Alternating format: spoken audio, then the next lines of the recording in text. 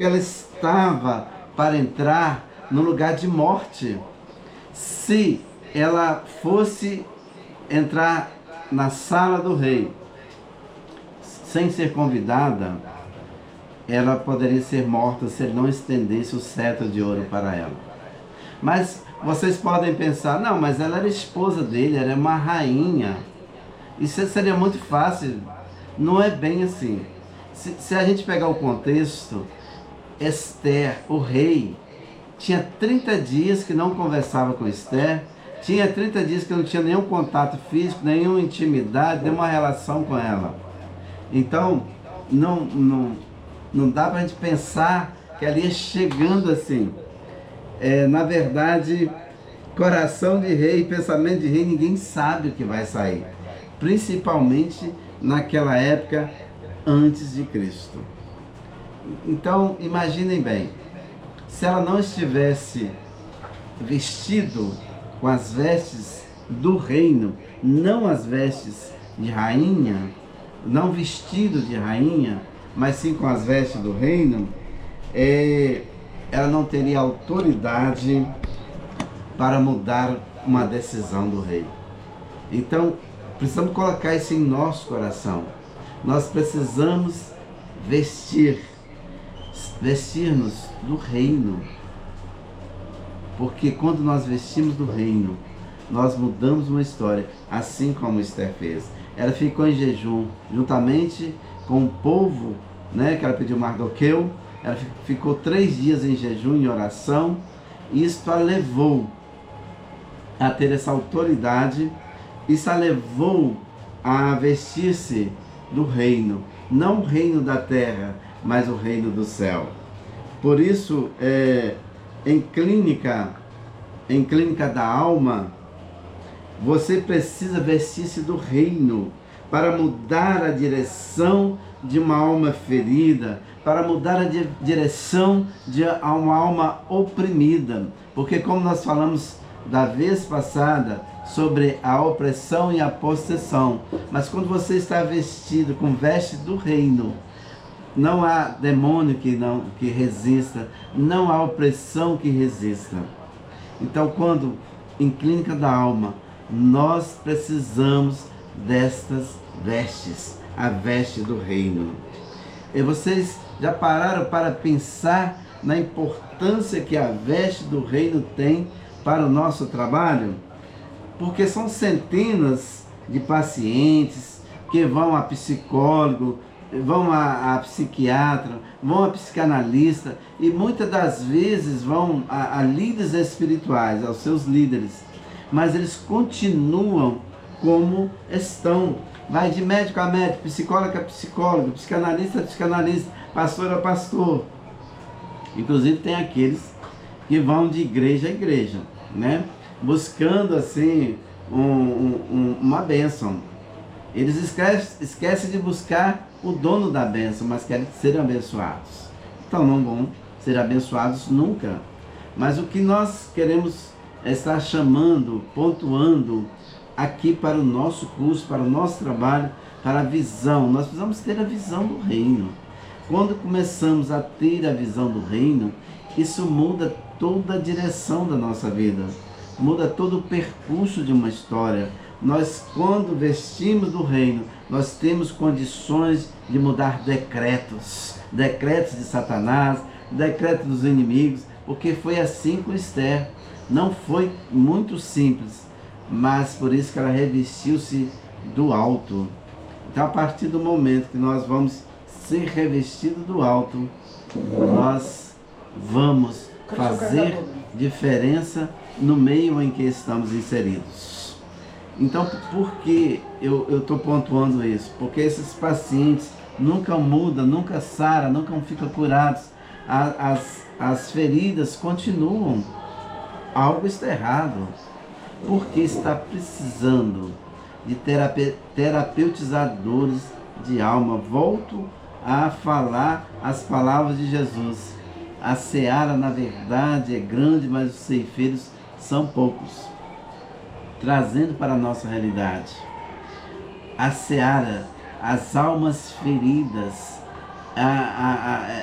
as feridas emocionais são enormes, não estão com cheiro suave por causa de tantas feridas. Mas às vezes é culpa das pessoas, não estamos procrastinando aquilo que o mestre mandou fazermos, estamos adiando, e nós não podemos ficar adiando, porque o tempo, cada dia que passa, as doenças vão aumentando, as feridas dentro, inclusive do meio religioso, também estão aumentando, e nós precisamos ter bálsamo. Só vamos curar se tivermos bálsamo, só dá aquilo que temos. Então precisamos nos revestir, precisamos para que possamos mudar a direção da vida dessas pessoas que vão de psicólogo a psicólogo, psicanalista a psicanalista, psiquiatra a psiquiatra, e continua a mesma coisa. Aliás, não existe dentro da psiquiatria, dentro da farmacologia, um comprimido, uma pílula que cure uma dor da alma. Mas nós fomos chamados para isso. Eu tenho certeza que vocês não estão aqui por acaso, porque não existe acaso no reino de Deus. Nós estamos com esta responsabilidade, como estamos aí aprendendo, estou passando para vocês, de mãos dadas, vamos estar caminhando para que possamos fazer diferença nesses gritos. As almas estão gritando, está doendo, está sangrando, está ferido.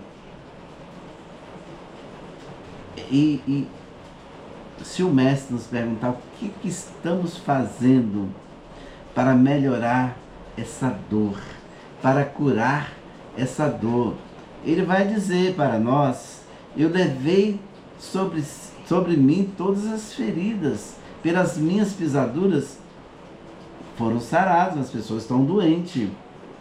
Então precisamos arregaçar as mangas, precisamos entrar em campo, precisamos entrar na seara. Mas vocês sabem por que essas almas vão de psicólogo a psicólogo, pastor a pastor, psicanalista a psicanalista, psiquiatra a psiquiatra? Justamente porque está faltando no profissional o Lav Shamakuti, ou seja, está faltando a se vestir do reino, está faltando se vestir de autoridade do reino, porque trabalhar nesta área de clínica da alma é um trabalho que exige revestir-se de autoridade do reino. Porque, por vocês terem uma noção, já trabalho como dando aula na universidade, sociedade psicanalítica, fui presidente já por várias vezes, e eu sempre dei cursos para 400, 500 alunos. A gente nunca tinha dificuldade para nada, mas em clínica da alma o ataque é muito grande. Então esse revestimento do reino, ele é muito importante, ele é necessário.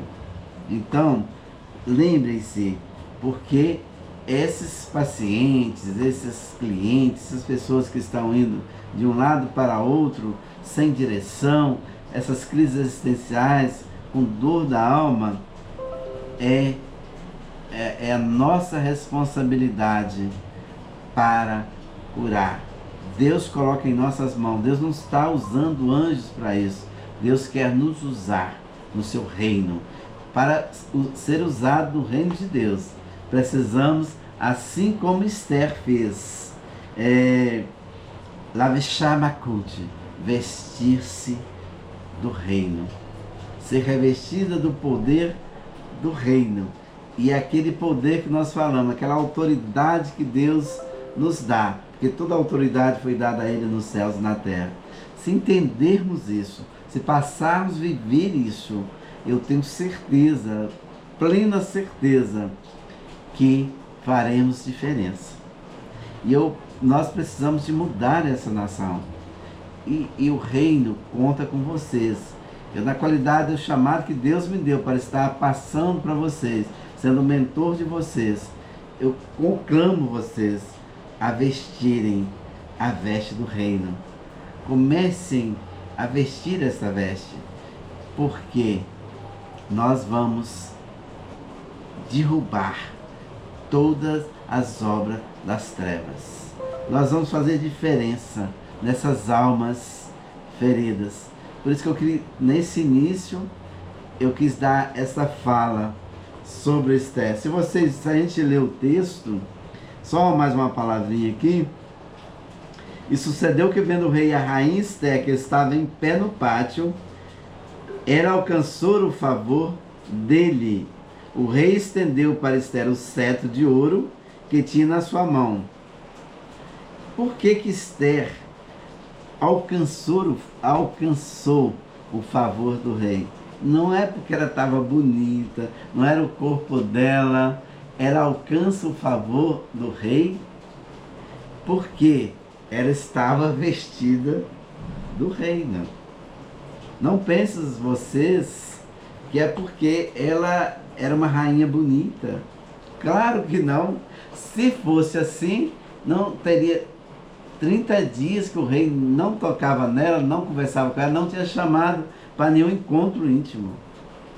Então não foi nenhuma beleza física, não foi a veste dela, não foi aquela veste de rainha, mas foi sim a veste do reino. Por isso que ele o leva a estender. E vou mais, vocês conhecem a história. O rei, depois desse tempo todo, que sem estar com ela, sem falar com ela, que ela não podia ir à presença dele, ela tinha que esperar. Às vezes tinha rainha que esperava 1 mês, 2, 3, 6 meses. Mas o que ele disse para ela? Chega, venha, porque pede o que está em seu coração. Qual é a sua petição? Até a metade do reino eu te dou. Olha a diferença de quem está com Lavishamakuti, com a veste do reino. Então ela com toda a sua sabedoria, e quando a pessoa está com a veste do reino, ela está vivendo um momento de sabedoria. Ela quando a pessoa está com Lavishamakuti, quando ela está com a veste de autoridade do reino, é quebrado a ansiedade. Esse texto nos mostra isso. Esther não teve a ansiedade de passar logo para o rei o que ela queria, mas ela prepara um banquete. Venha esta noite num banquete. E aquele dia ela não diz o que queria também não. Ela só manda que ele convidasse o rei e Amã, aquele que tinha mandado fazer uma forca para matar Mardoqueu. Então, Esther, no segundo dia, ela prepara com sabedoria, porque sem a veste do reino, sem a sabedoria, também não vamos fazer um bom trabalho em clínica da alma. É claro que esse conhecimento aqui precisamos de tê-lo. Isto é necessário. Mas eu repetindo, sabedoria, conhecimento sem sabedoria fica vazio, fica pouco. Então, nessa ambiência é que precisamos trabalhar clínica pastoral, clínica da alma. Precisamos caminhar. E eu sei que clínica da alma tem feito já diferença pelo retorno que vocês têm dado. E eu glorifico a Deus por isso, pela vida de vocês, por essa caminhada que estamos. O pastor Renato precisou de sair, falou, mas eu creio que ele volta e tem o compromisso na igreja de oração, mas vocês estão aqui. Rosana hoje Deus está dando o privilégio de tê-la conosco nesse direto pela primeira vez. E assim Deus tem trabalhado, e eu creio que de agora em diante é mais um dado que nós temos aqui no livro de Esther.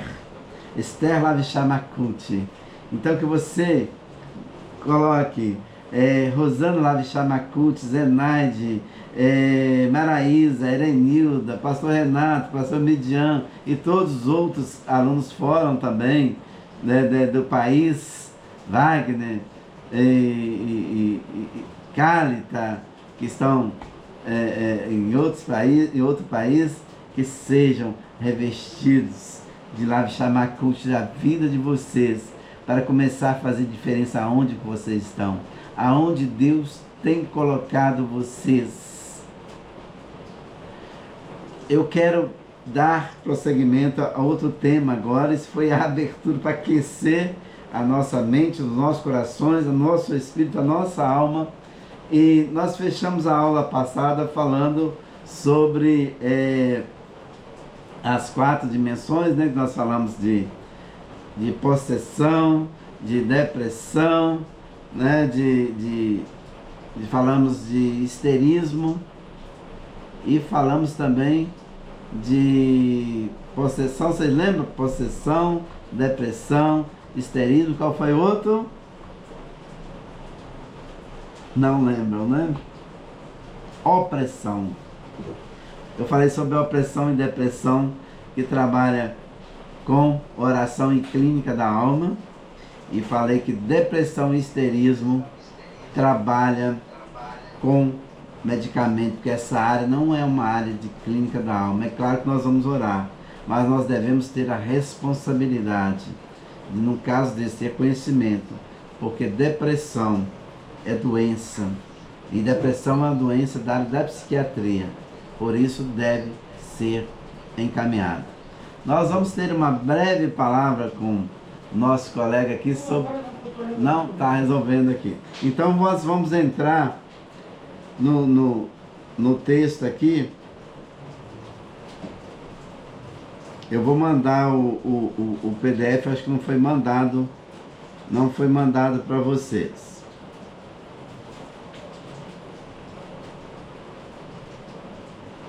Nós vamos falar sobre, dando continuidade, falar sobre síndrome,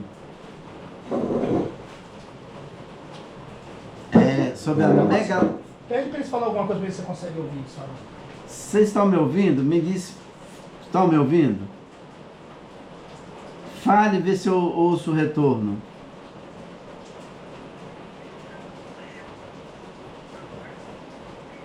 Estava dando eco? Está ouvindo melhor, né? Tá ótimo também, Marisa?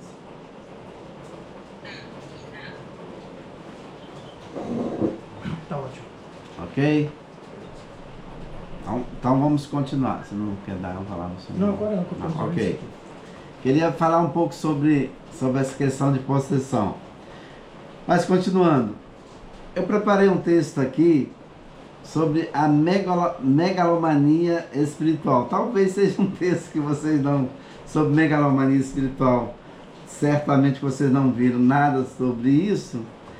É um texto que eu preparei para estar bem dentro daquilo que nós vamos lidar no nosso dia a dia.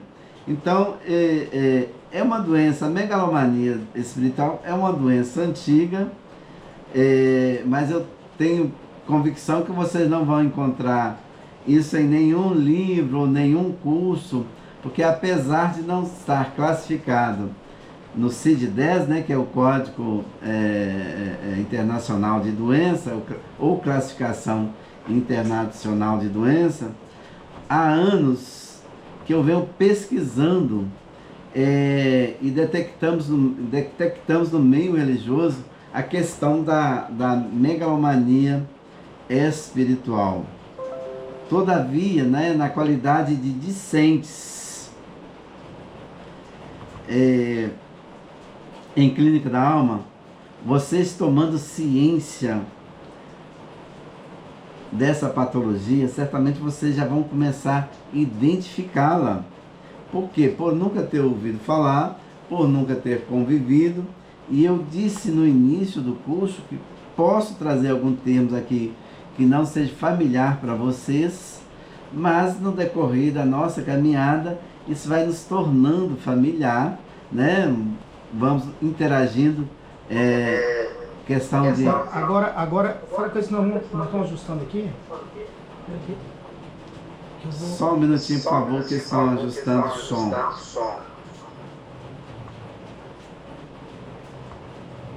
Fica melhor para a gente ver aqui nessa tela aqui. Peraí, agora deu ruim agora. Deixa eu ver aqui no seu.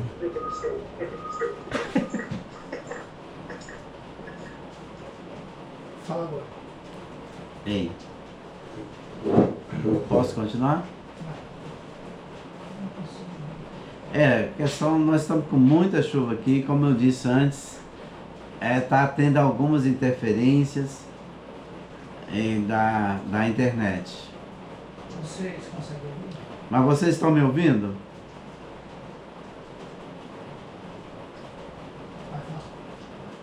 Dê um retorno, por favor. Vocês estão me ouvindo para a gente prosseguir?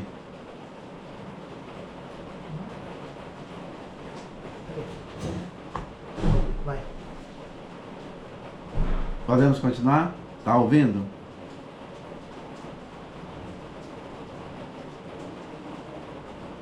Estão ouvindo, pessoal? Tá sem eco? Tá sem eco. Show. Pra mim Isso aí. tá. Ok. Que aqui eu vou gravar a tela dele. Então a gente vai sair daqui, vai ficar só com essa câmera aqui agora.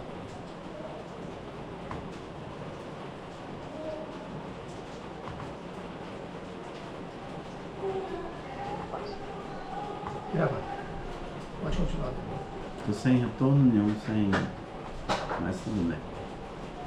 Você não conseguiu ouvir isso falando, não? Não, claro que não. Vamos continuar então. Voltando aqui.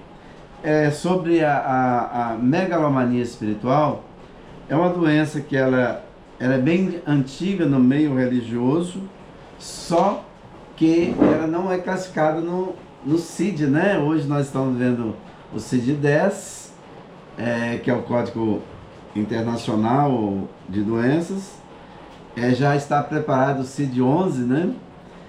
Mas é uma grande realidade essa questão no meio religioso, essa síndrome de megalomania.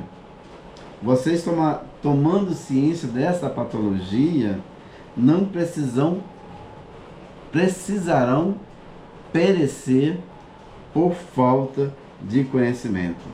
Creio que com a minha abordagem vocês perceberão, enxergarão e começarão a ter escuta analítica. Eu sempre falo de escuta, de ouvir é diferente de escutar. Ouvir, qualquer pessoa que não é surda, ela ouve, mas a diferença que precisamos fazer em clínica da alma é ter uma escuta analítica, para ouvir realmente o que a pessoa está dizendo, para ter e ouvir muitas das vezes até aquilo que ela não diz por um gesto, diz por uma expressão facial, porque na verdade o rosto, né? O olhar, o rosto, ele é o espelho da alma. Então precisamos estar com todos esses dados, todo esse conhecimento, toda essa prática, todo esse treinamento, para que possamos compreender, entender e ter escuta da demanda que o outro está nos passando. Porque em clínica da alma, vamos deparar com várias demandas.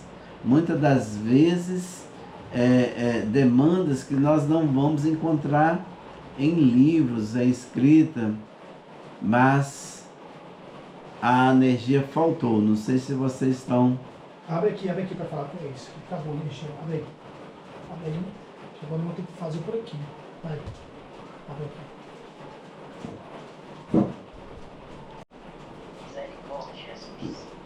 Graças a Deus que Tá voltando, ele tá fraco. Que nos dá a vitória. Ele está voltando, está fraco.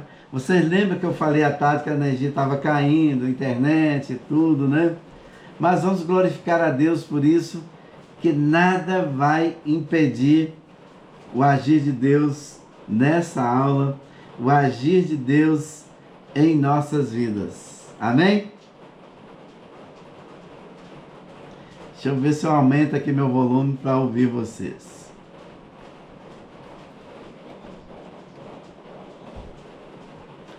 Viu? Se vocês estão me ouvindo aí, que eu não estou tendo retorno, não. Não, é porque eles não estão falando. Oi? Ok?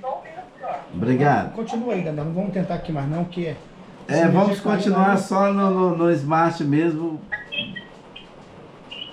Ótimo. Então deixa eu até baixar um pouquinho agora que vocês... É porque vocês estavam calados. Estavam bebendo, né? Comendo, amém. Então, meus amados, a energia acabou, voltou agora, tá fraca, mas nós vamos continuar. O computador já deu chute aqui, sei lá qual é o nome que eu dou, mas não importa, né? Nada vai impedir um escolhido seu, aquele que vestiu as vestes do reino, né? Amém? Então, gente, falando de megalomania espiritual, a palavra espiritual vocês já conhecem muito bem, não tenho dúvida disso, né? Eu só vou então acrescentar no espiritual duas palavras, junção de duas palavras gregas, né? Megalo, né? Megalo, que significa grande, e mania, que significa loucura. Então já dá para saber que megalomania espiritual são pessoas que estão fora da realidade. E, infelizmente, nós encontramos isto no meio religioso.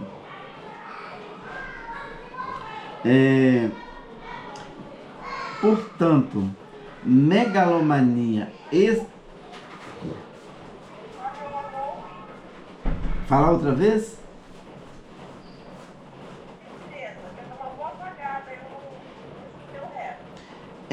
Deu uma mensagem aqui que o vídeo de vocês estava no modo silencioso mesmo. Então, voltando aqui. A palavra espiritual é uma palavra que bem conhecida de vocês. Mas a megalomania, eu vou juntar com a espiritual duas palavras gregas, que é a junção, né, de duas palavras gregas, que é megalo, que significa grande, e mania significa loucura. Então, megalomania espiritual, né?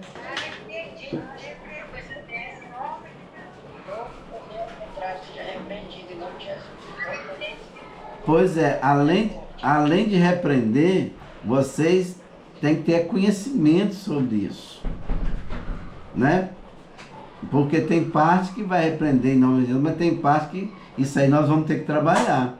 É por isso que vocês estão aí em Clínica da Alma aprendendo. Abraçando essa causa. Vocês abraçaram, agora não tem volta mais não, porque aquele que lança a mão do arado e olhar para trás não é apto. Tá bom assim? Então, eu vou voltando algumas coisas aqui para vocês entenderem bem, tá bom? Megalomania espiritual é um tipo de psicose ou transtorno psicótico com abundância de delírios. As pessoas têm delírios de poder,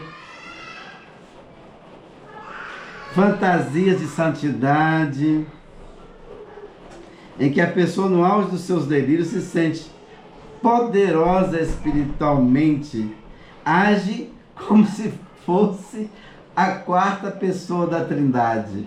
Eu tenho um livro sobre síndrome de Pastorite, um capítulo de um livro meu sobre síndrome de Pastorite, que eu falo sobre esta síndrome, que muitas pessoas, no auge de seus delírios, no auge de suas grandezas, das suas megalomanias espirituais, elas agem como se fossem a quarta pessoa da Trindade, né? É sério isso, né? Quer fazer alguma pergunta?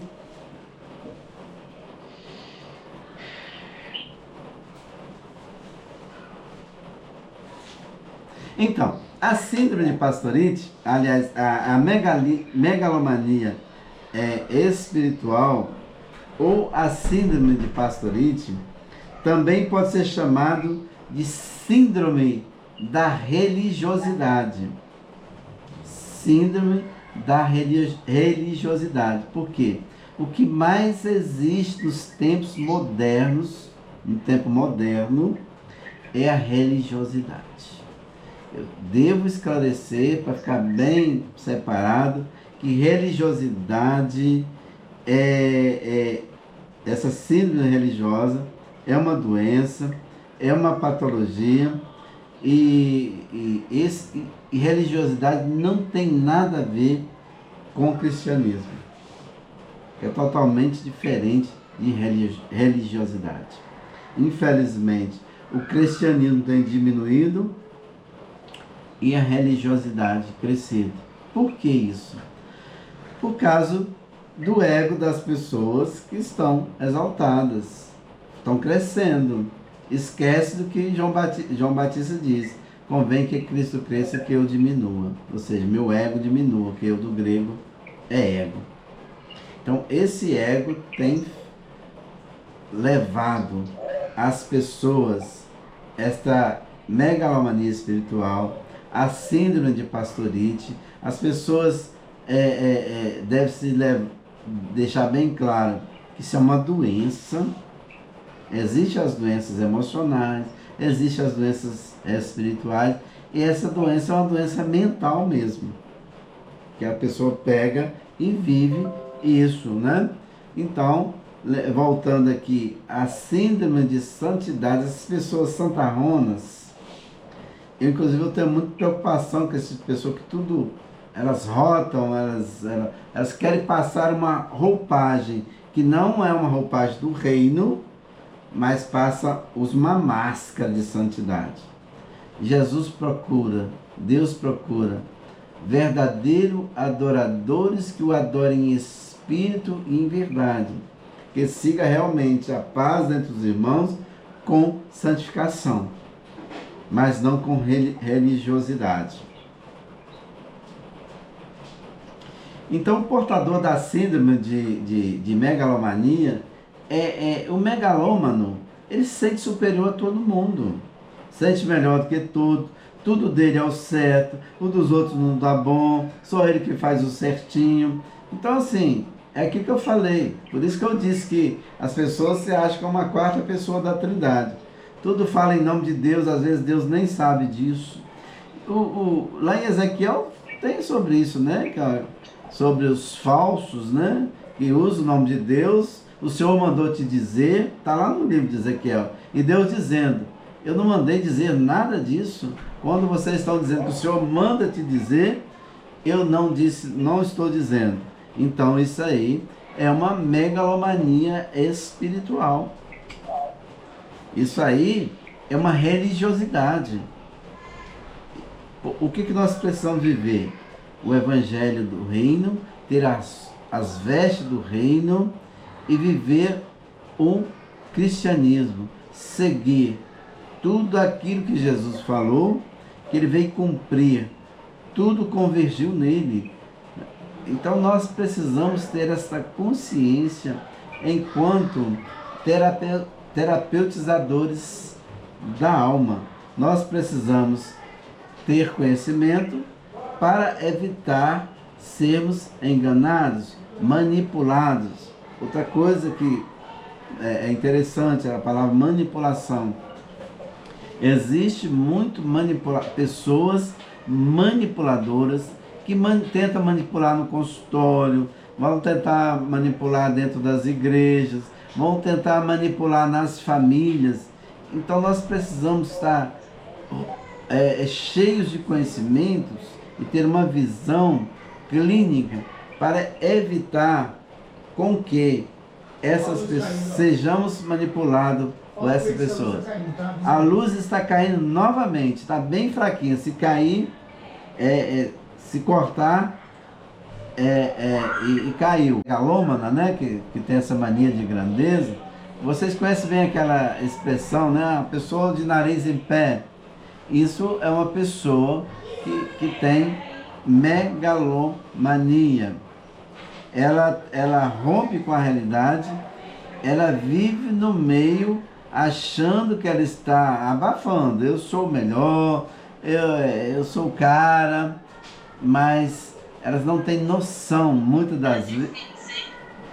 Estão sem energia aqui.